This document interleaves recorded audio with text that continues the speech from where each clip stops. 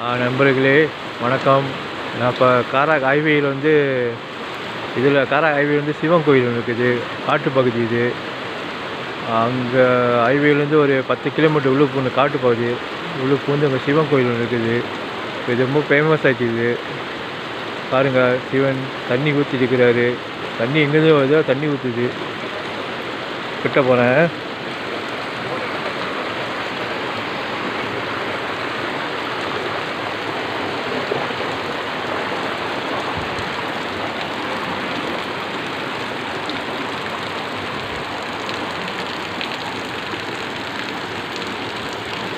பாருங்கள், தண்ணி எங்கேருந்து ஊற்றி தெரியல.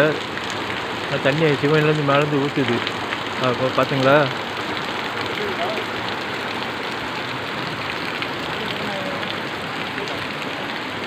சிவன் கோயில் வந்து ஒரு காட்டுப்பகுதி இருக்குது. காட்டுப்பகுதி காராக் ஹைவேலேருந்து ஒரு 10 கிலோமீட்டர் உள்ளே போகணும். பாருங்கள்